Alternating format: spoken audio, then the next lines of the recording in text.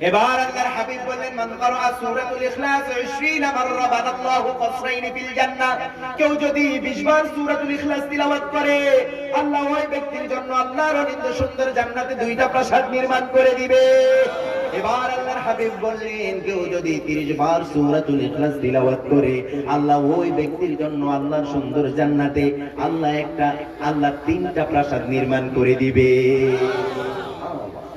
কয়টা প্রাসাদ নির্মাণ করে দিবেন? প্রাসাদের কথা বললেন, কসরন ফিল জান্নাহ, সাধারণ কোন ডুপ্লেক্স ট্রিপ্লেক্স বাড়ি নয়, দোতলা, তিনতলা, পাঁচতলা, 10 তলা বাড়ি নয়। বললেন লাক্সারিয়াস এমন বাড়ি, এমন প্রাসাদ আমি তোমাদেরকে দিব, যেই প্রাসাদ তোমাদের চর্মচক্ষু দেখে নাই, যেটা তুমি কখনো কল্পনাও করতে পারো। বললেন ফরজ সালাতের পর 10 বার পড়বা, যখনই 10 বার তিলাওয়াত করেছো, সাথে সাথে আল্লাহর সুন্দর জান্নাতে আল্লাহ একটা প্রাসাদ নির্মাণ করে দিবে। আর আপনি কি করেন দেখেন, ফরজ সালাত শেষ হয়েছে, তিনার হৃদয়টা এত ছটফট, উল্টো দিকে দৌড় আছে না? উল্টো দিকে দৌড় দেয় কি দেয় না? আসরের সময় এসে দাঁড়াইছে, বন্ধু তো আগে থেকে ফোন করছে, দ্রুত আয়, মাঠে তো বসে আছে। সালাতে আসছে দ্বিতীয় রাকাতে, কত নম্বর রাকাতে? আসরের সালাত কয় রাকাত? 4 রাকাত। তো দ্বিতীয় রাকাতে এসে দাঁড়াইছে, ইমাম সাহেব সালাম ফিরানোর সাথে সাথে সেও সালাম ফিরছে। নামাজ পড়ছে কয় রাকাত? 3 রাকাত। পড়ে কি সে তো সালাম ফিরিয়ে উল্টো দিকে দৌড়। কিছু দূর যাওয়ার পরে মাথায় আসছে, ব্যাপার কি, 3 রাকাত পড়লাম, কয় রাকাত পড়ছে? এখন বলে দূর, আবার যাবো মসজিদে, দরকার নাই, যা পড়ছি আল্লাহ মাফ করবো, যা। এরকম আছে না? এটা কি আল্লাহ মাফ করবে নাকি? আল্লাহ ঠেকা পড়ছে, আল্লাহ মাফ করবে এটা? নামাজ পড়ে নাই, সালাত ছেড়ে দিছে, দূর, পড়ে নাই তো কি, এরকম ভাবসাব আছে না নাই? আবার অনেকে আছে দেখবেন, সালাত আদায় করেছে কিন্তু সালাম ফিরানোর পর কোনো আজকার নাই, কোনো দুরুদ নাই, কোনো জিকির আজকার নাই, উল্টো দিকে দৌড় আছে না নাই? পিছনে যিনারা পরে এসেছেন, তিনাদের অতিবাহিত যে রাকাত পান নাই, সেগুলো তিনারা কি করেন? আদায় করে কিনা? যেটা পায় নাই এটা দাঁড়িয়ে পড়তেছে। তো সালাদটা যদি একটু দীর্ঘ হয়ে যায়, সামনে থেকে 2-4 জন দাঁড়িয়ে যায়, এরা যাবে, এদেরকে তো আর ডিঙিয়ে যাওয়া যায় না, তো একটা অস্থিরতা কাজ করে, দাঁড়িয়ে। এরকম আছে না নাই? কি যেন একটা কাজ বাসার বাহিরে, মসজিদের বাহিরে হেলিকপ্টার ল্যান্ড করে আছে, সে বের হয়ে সাথে সাথে ফ্লাই করবে। কথা বুঝে আসছে কিনা? এরকম ভাবচক্কর তো মনে হয় এখানে নাই। আপনি একটু অপেক্ষা করেন, আল্লাহর হাবিব কি করতেন দেখেন, কেমন ছিলেন তিনি।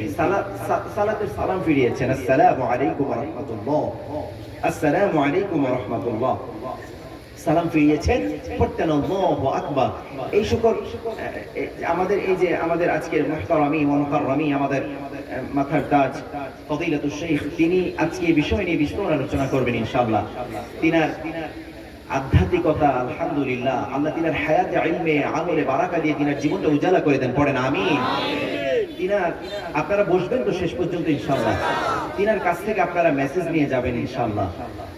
মুখ থেকে কথা বের হবে, এক একটা শব্দ মুক্তোর মালার চেয়ে, মুক্তোর দানার চেয়ে মূল্যবান। সুবহানাল্লাহ বলেন। আমরা তো ছোট মানুষ, তিনাদের ছাত্রের ছাত্র হবার যোগ্যতা আমাদের নাই, বুঝতে পেরেছেন তো? কি করতেন আল্লাহর হাবিব? সালাম ফিরিয়েছেন, প্রথমেই পড়তেন আল্লাহু আকবার, এবার পড়তেন আস্তাগফিরুল্লাহ, আস্তাগফিরুল্লাহ, আস্তাগফিরুল্লাহ, এরপর পড়তেন আল্লাহুম্মা আনতাস সালাম ওয়া মিনকাস সালাম তাবারাকতা ইয়া যুল জালালি ওয়াল ইকরাম, পড়তেন সুবহানাল্লাহ, আলহামদুলিল্লাহ, আল্লাহু আকবার। আবার আল্লাহর হাবিব পড়তেন লা ইলাহা ইল্লাল্লাহু ওয়াহদাহু লা শারীকা লাহু, লাহুল মুলকু ওয়া লাহুল হামদু ইহয়ী ওয়া ইউমীত, বিয়াদিকাল খায়র ইন্নাকা আলা কুল্লি শাইইন কাদির, আল্লাহুম্মা লা মানি'a লিমা আ'তাইত ওয়া লা মু'তি'a লিমা মানা'তা ওয়া লা ইয়ানফা'ু যাল জাদ্দি মিনকাল জাদ। আবার আল্লাহর হাবিব পড়তেন আল্লাহুম্মা জাআলনি সাবুরা ওয়াজআলনি শাকুরা ওয়াজআলনি ফি আইনিহি সাগীরা ওয়া ফি আ'য়ুনিন নাসি কাবীরা। আবার আল্লাহর হাবিব পড়তেন আল্লাহুম্মা ইন্নী আউযু বিকা মিনাল ফাকরি ওয়াল কিল্লাতি ওয়াদ দিল্লা। আবার আল্লাহর হাবিব পড়তেন আল্লাহুম্মা ইন্নী আসআলুকা ইলমান নাফিআ ওয়া রিজকান তাইয়্যিবা ওয়া আমালান মুতাকাব্বালা। আবার পড়তেন আল্লাহুম্মা আজিরনি মিনান নার। আবার আল্লাহর হাবিব হাবিব করতেন আল্লাহুম্মা হাসিবনি হিসাবান ইয়াসীরা। উম্মুল মুমিনিনরা বলতেন ইয়া রাসূলুল্লাহ অতীতের সকল গুনাহ আল্লাহ আপনার মাফ করে দিয়েছে, পরবর্তী সকল গুনাহ আল্লাহ আপনার ক্ষমা করে দিয়েছে, আপনার তো কোনো গুনাহ নাই, মাসুম। কিয়ামতের কঠিন দিনে তো আল্লাহ আপনাকে এমনি এমনি জান্নাতটা দিয়ে দিবে, তারপরেও কেন এত বেশি বেশি আল্লাহর কাছে আপনি তাওবা ইস্তেগফার করেন? আল্লাহর হাবিব বলতেন ওই দিনটা খুব কঠিন দিন, ওই দিনটা এই দিনের মতো সাধারণ কোনো দিন নয়, আমি এই কারণে বেশি বেশি ইস্তেগফার করি কিয়ামতের কঠিন দিনে যেন আল্লাহ আমার হিসাবটা ছাড়াই আল্লাহর সুন্দর জান্নাতটা দিয়ে দেয়। আর আপনি কি করেন? সালাত শেষ হয়েছে, দোয়া নাই, আজকার নাই, কোন প্রকার তাসবিহ নাই, উল্টো দিকে দৌড় আছে না নাই? নফল তো নাই, এগুলো তো সব বিলুপ্ত হয়ে গেছে। রাতের তাহাজ্জুদ নাই, প্রতিদিন রব আপনাকে 5 বার অফিসিয়ালি ডাকেন। কয়বার?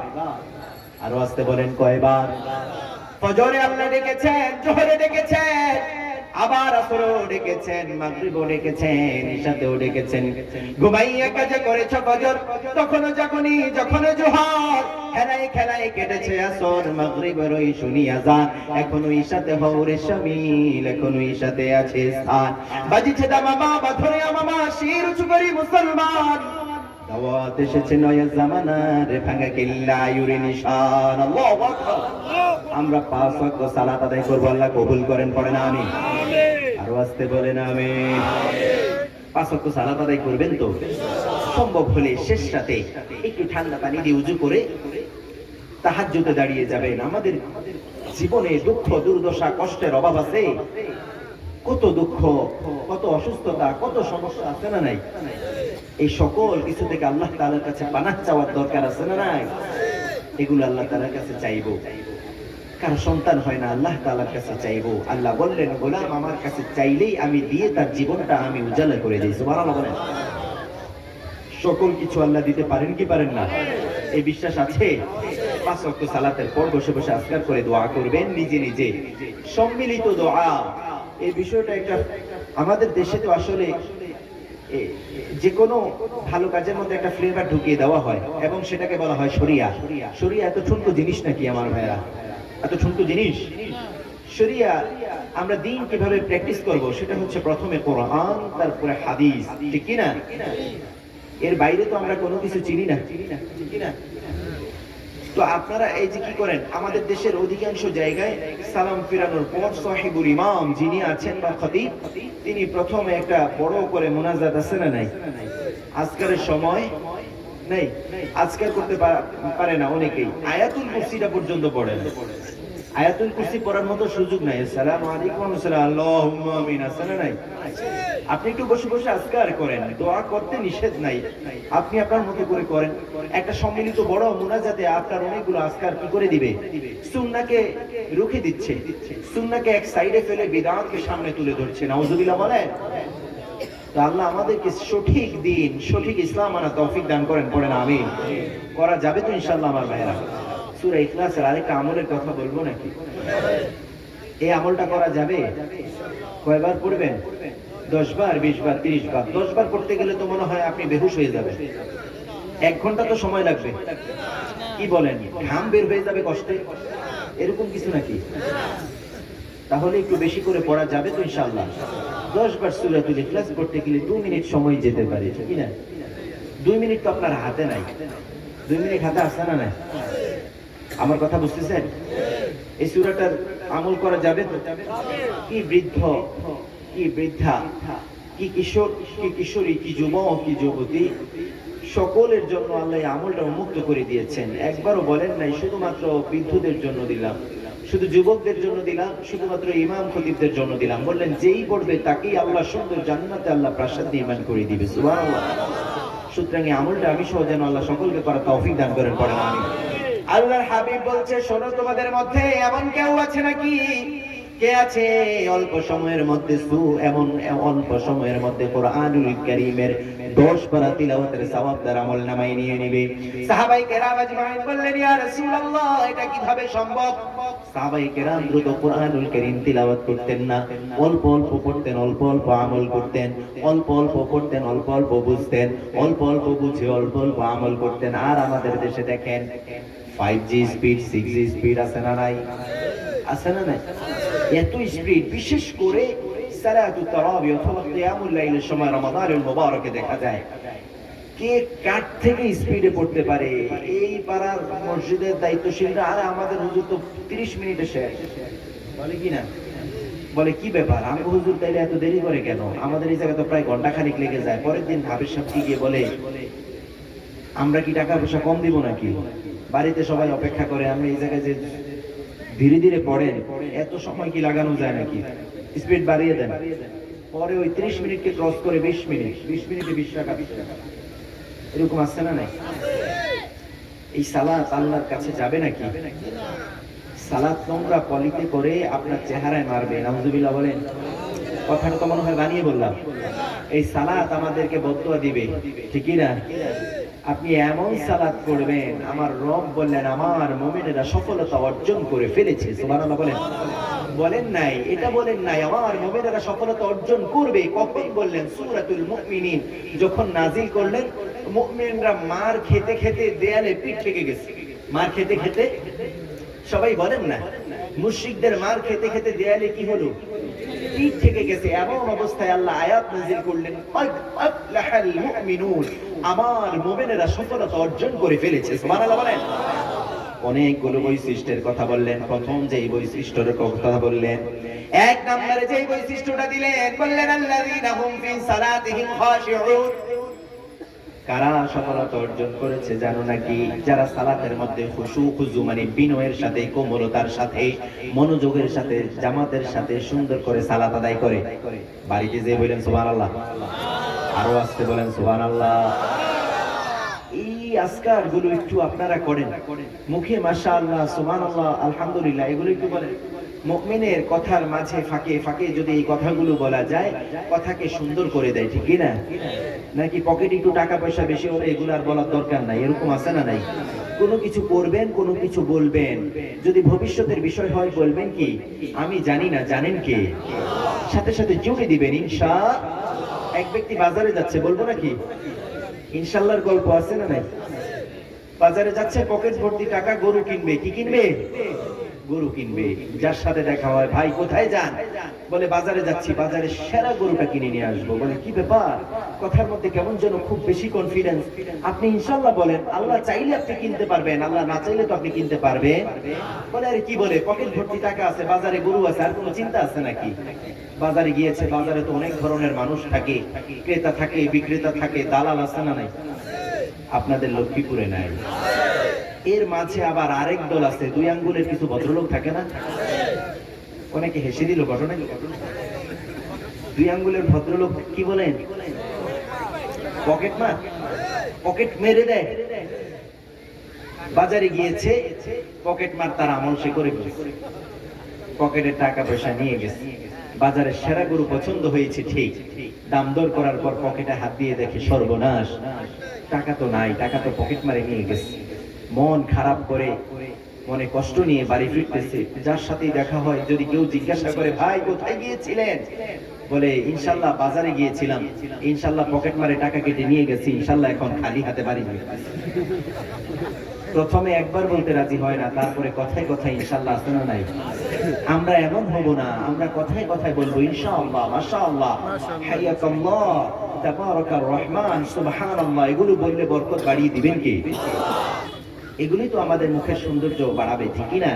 কথা সৌন্দর্য বাড়াবে কিনা? আল্লাহর হাবিব বললেন, তাহলে এমন কেউ আছে নাকি 20 পারা তিলাওয়াতের সওয়াব তার আমলনামায় অল্প সময় নিয়ে নেবে? সাহাবায়ে কেরাম বললেন, ইয়া রাসূলুল্লাহ, এটা কিভাবে সম্ভব? এটা তো কোনোভাবেই সম্ভব নয়। আল্লাহর হাবিব বলেছে, এবার কেউ আছে নাকি পুরো কোরআন তিলাওয়াতের সওয়াব তার আমলনামায় নিয়ে নেবে? এবার আল্লাহর হাবিব এই কথা বলার পর সাহাবায়ে কেরাম বললেন, ইয়া রাসূলুল্লাহ, এটা কিভাবে সম্ভব? কাইফা ইয়া রাসূলুল্লাহ, এটা কিভাবে হবে? আল্লাহর হাবিব বলে দিয়েছে, শোনো, তোমাদের মধ্যে কেউ যদি সূরাতুল ইখলাস একবার তিলাওয়াত করে, কুরআনুল কারীম 10 পারা তিলাওয়াতের সওয়াব তার আমলনামায় আল্লাহ দিয়ে দিবে। এবার আল্লাহর হাবিব বললেন, কেউ যদি 2 বার সূরাতুল ইখলাস তিলাওয়াত করে, আল্লাহ তার আমলনামায় 20 বার তিলাওয়াতের সওয়াব ঢুকিয়ে দিবেন। এবার আল্লাহর হাবিব বললেন, কেউ যদি 3 বার সূরাতুল ইখলাস তিলাওয়াত করে, আল্লাহ ওই ব্যক্তির আমলনামায় পুরো কোরআন তিলাওয়াতের সওয়াব ঢুকিয়ে দিবেন। আল্লাহু আকবার। সূরাতুল ইখলাস 3 বার পড়লে পুরো কোরআন তিলাওয়াতের সওয়াব দিয়ে দিবেন কে? পড়া যাবে তো? আল্লাহর হাবিব খুব বেশি পছন্দ করতেন এই সূরা। এক ইমাম নিয়োগ করলেন, এক সাহাবীকে ইমাম নিয়োগ করলেন। সাহাবী ফজর ও ইখলাস পড়ে, যোহর ও ইখলাস পড়ে, আসর ও ইখলাস পড়ে, মাগরিব ও ইখলাস পড়ে, আবার ইশা ও ইখলাস পড়ে। 3 ওয়াক্তে সবাই শুনে, 2 ওয়াক্তে কেউ শুনে নাকি? সাহাবায়ে কেরাম বিচারে দিলেন, ইয়া রাসূলুল্লাহ কেমন ইমাম নিয়োগ করলেন? ফজর ও ইখলাস পড়ে, মাগরিব ও ইখলাস পড়ে, আবার ইশা ও ইখলাস পড়ে, কেমন ইমাম নিয়োগ করলেন? আল্লাহর হাবিব কখনো 2 পক্ষের কথা না শুনে রায় দিতেন না। আপনার আমার দেশে 2 পক্ষ লাগে না, 1 পক্ষ লাগে না, রায় আছে না নাই? চিঠি দিয়েছে, ফোন করে বলে দিয়েছে গুম করে ফেলো, গুম করেছে, এমন নজির আছে না নাই? মন চেয়েছে হত্যা করে ফেলো, হত্যা করে ফেলেছে, এমন নজির আছে না নাই? যা ইচ্ছা হয়েছে ফাঁসির রায় দিয়ে দাও, কোনো সাক্ষীর প্রয়োজন নাই, ফাঁসি দিয়ে দিয়েছে, এমন আছে না নাই? হত্যা করে ফেলো, যা ইচ্ছা তা যেমন ইচ্ছা তেমন ভাবে বিচার ব্যবস্থাকে চালিয়েছে, এমন নজির তো মনে হয় বাংলাদেশে নাই। আছে না নাই? আল্লাহ বলল, জালিমের হিসেব আমি সময় মতো চুকিয়ে দেই। সুবহানাল্লাহ বলে। কারণ আমরা গাফেল থাকলেও আমার রব কখনো গাফেল নন। সুবহানাল্লাহ বলে। এই কারণে খবরদার, কারো উপর জুলুম করা যাবে না। কারো উপর জুলুম করবেন না। রাষ্ট্রতে শুধুমাত্র আমাদের উপর জুলুম করে, বিষয়টি এমন নয়। আমরা প্রত্যেক ব্যক্তি একজন আরেকজনকে সুযোগ পেলে, জুলুম আছে না নাই? সুযোগ পেলেই ওজন একটু কম দিয়ে দেয়, সুযোগ পেলেই দাম রাখে ভালো কিন্তু জিনিস দিয়ে দেয় মন্দ, এরকম আছে না নাই? সুযোগ পেলেই জমির আইল ঠেলে নিজের জমিটা লম্বা করে ফেলে, অন্যটা খাটো করে ফেলে, এমন তো নাই? সুযোগ পেলেই বোনের হক মেরে দেয় ভাইয়েরা, এরকম তো নাই? আছে না নাই? দেখে বলে, আমার ফুফিরা খালারা মায়েরা তো কেউ নেয় নাই, তুমি কি নিবা নাকি? এরকম বলে কিনা? মাআযাল্লাহ, আপনাকে অথরিটি কে দিয়েছে আমার ভাই? আপনি, আপনার বাবা যদি দুনিয়া থেকে চলে যায়, আপনি আপনার বোনের যথাযথ হক সুন্দর করে হুইল করে তিনাকে এভাবে বুঝিয়ে দেন। বুঝিয়ে দেওয়ার পর আপনার বোন যখন বুঝে পাওয়ার পর তখন যদি তিনি বলে, আমার ভাই, আল্লাহ আমাকে অনেক দিয়েছে, আলহামদুলিল্লাহ আমি বুঝে পেয়েছি, এটা আমি তোমাকে আমার পক্ষ থেকে, তোমার বোনের পক্ষ থেকে ভাইকে হাদিয়া স্বরূপ দিয়ে দিলাম, তখন তুমি এটা গ্রহণ করবে, ঠিক না?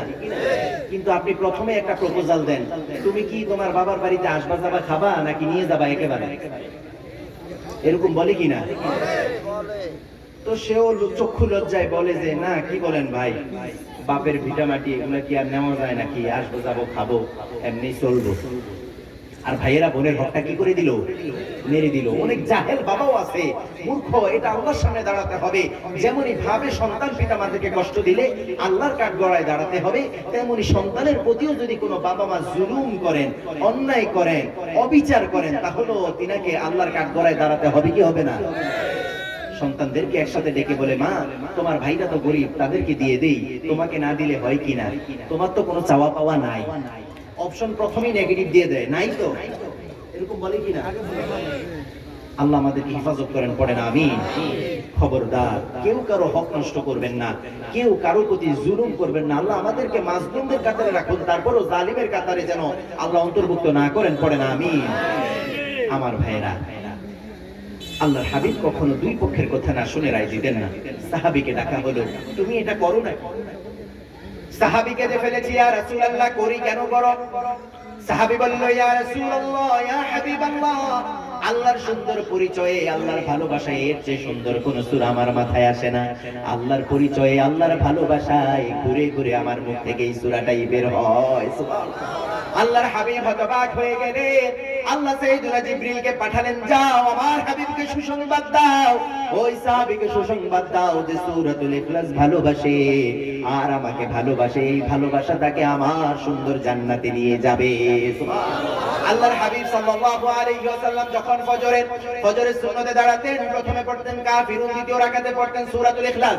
আবার রমজানুল মুবারকে যখন কিয়ামুল লাইল শেষে তিনি বিতিরের সালাতে দাঁড়াতেন, প্রথমে পড়তেন সাব্বিহ ইসমা রাব্বিকাল আলা, দ্বিতীয় রাকাতে পড়তেন কাফিরুন, তৃতীয় রাকাতে পড়তেন কুল হুয়াল্লাহু আহাদ আল্লাহুস সামাদ লাম ইয়ালিদ ওয়া লাম ইউলাদ يولد ولم يكن له كفوا أحد আল্লাহ আমাদের সকলকে এই বিষয়ে আমল করার তৌফিক দান করেন, পড়েন আমিন।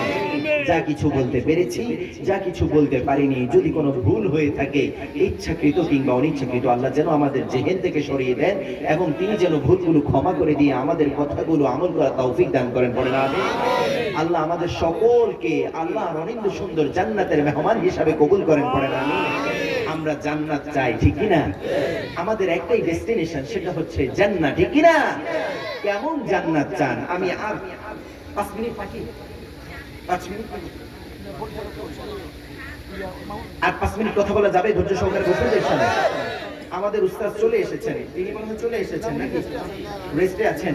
তিনি চলে আসবেন, তিনি চলে আসবেন। আমাকে টাইমের কথা বলা হয়েছে, আর 5 মিনিট কথা বলবো, আল্লাহ কবুল করেন, পড়েন আমিন। আমরা কেমন জান্নাত চাই পৃথিবীতে? আপনি যদি আপনার এক ভাইকে বলেন যে দিন প্র্যাকটিস করছে, প্রতিনিয়ত সালাত সিয়াম সকল কিছু ঠিক আছে, এমন ব্যক্তিকে যদি বলেন ভাই আপনার আখিরাত নিয়ে পরিকল্পনা কি, আপনি আল্লাহর জান্নাতে যেতে চান, আল্লাহর কাছে আপনি কি আশা করেন, সে দেখবেন মুস্কি হেসে বলবে ভাই কোনোভাবে আল্লাহ একটা জান্নাত দিলেই হইল, বলে কিনা? কোনোভাবে আল্লাহ কয়, আরে জান্নাত কয়টা কি এত কিছু তো জানি না, আল্লাহ কোনোভাবে মাফ করে দিলেই হয়।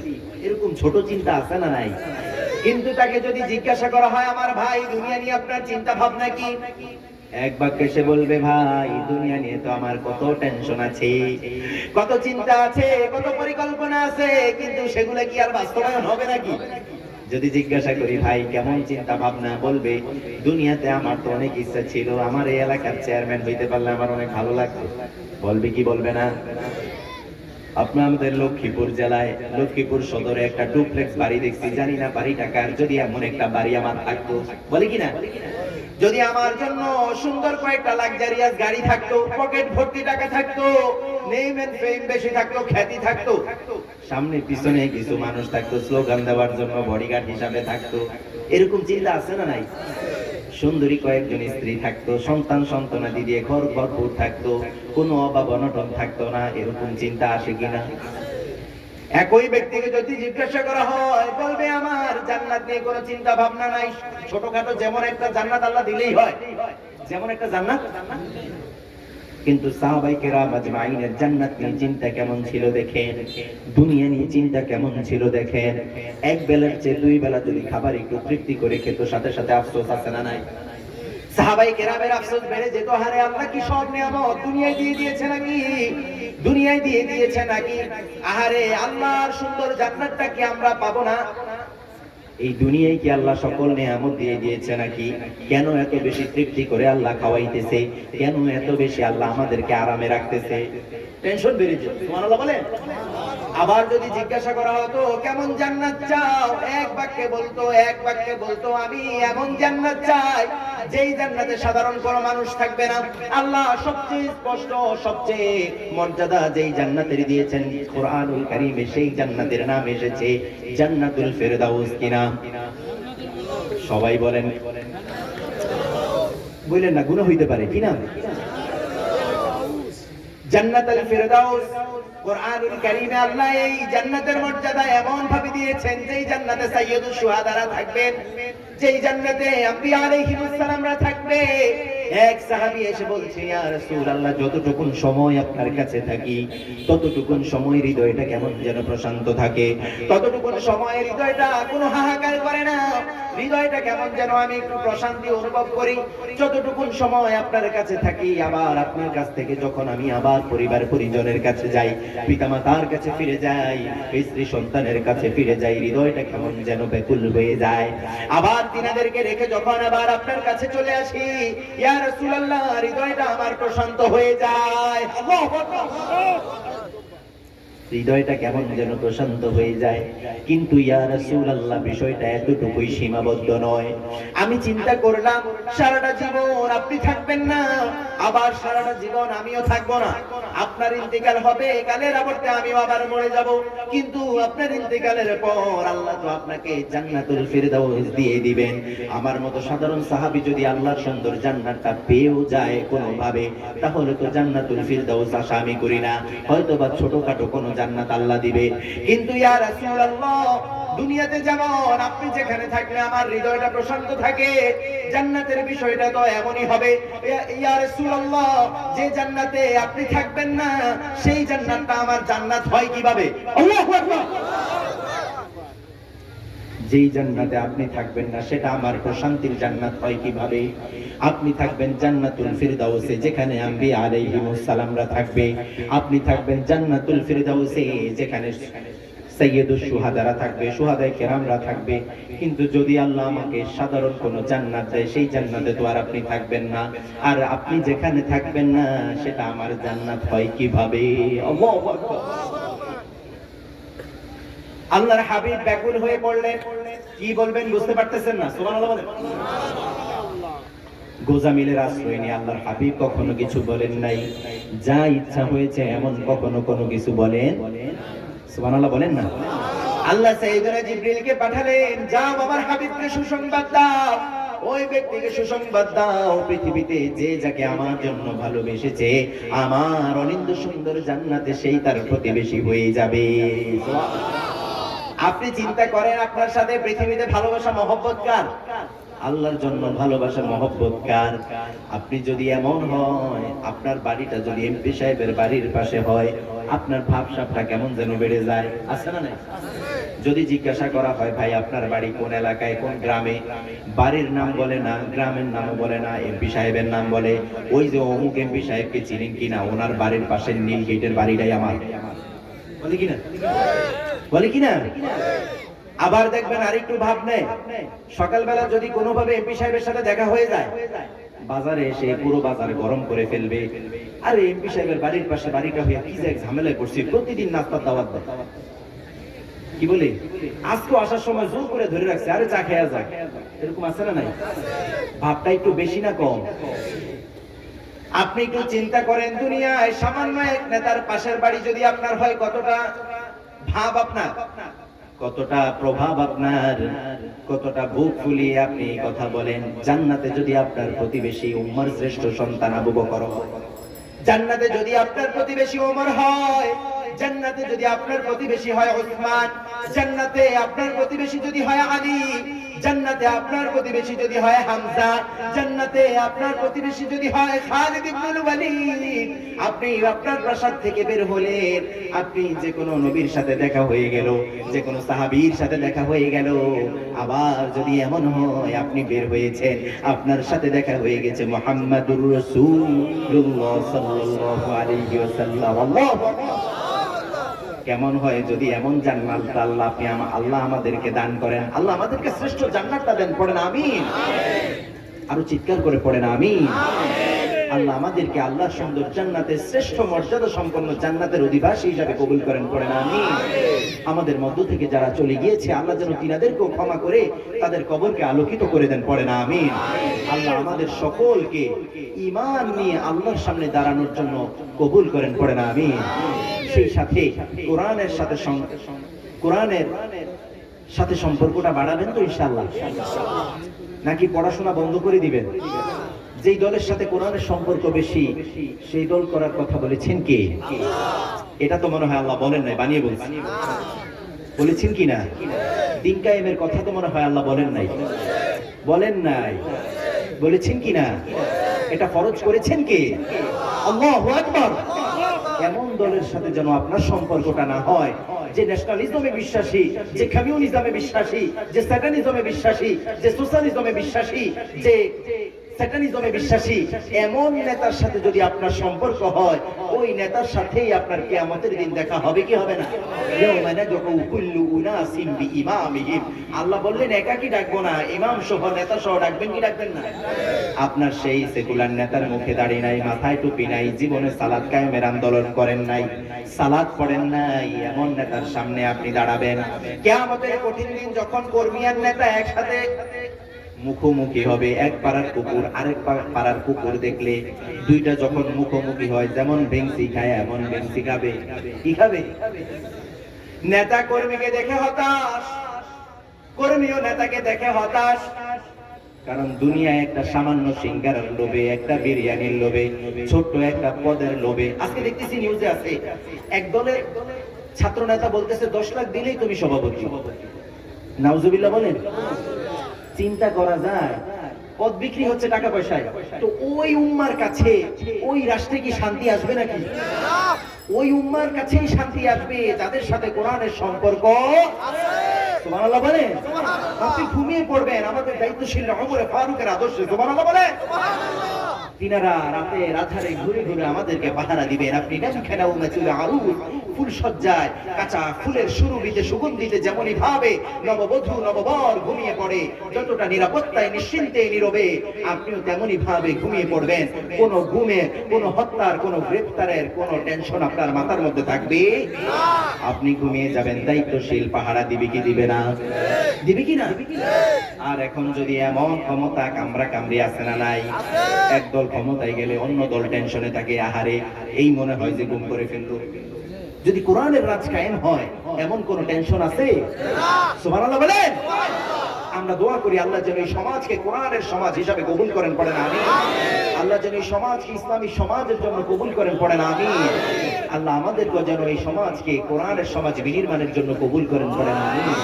সুতরাং আমরা কোরআনের সাথে থাকবো, কোরআনের কর্মীদের সাথে থাকবো। যেই দলের নেতা নামাজি, কর্মীরাও নামাজি, সেই দলের সাথেই থাকবো। আল্লাহ কবুল করেন, পড়েন আমিন। একটু রাজনীতি হয়ে গেল নাকি আবার? আপনাদের এলাকায় কি আমি এমপি ইলেকশন করবো নাকি? না, আমি করব না, কারণ এখানে প্রার্থী অনেক আছে না নাই? আমি আমার কোরআন থেকে আল্লাহ আমাকে যে দায়িত্ব দিয়েছেন সেই জায়গা থেকে, দায়িত্বের জায়গা থেকে কথা বলে গেলাম, আমানত রেখে গেলাম। আল্লাহ আমি সহ সকলকে কবুল করেন, পড়েন আমিন। যা কিছু বলতে পেরেছি, যা কিছু বলতে পারিনি, আল্লাহ কবুল করেন, পড়েন আমিন। হাযা মা ইনদি ওয়াল ইলমু ইনদাল্লাহ আলাইহি তাওয়াক্কালতু ওয়া ইলাইহি উনীব।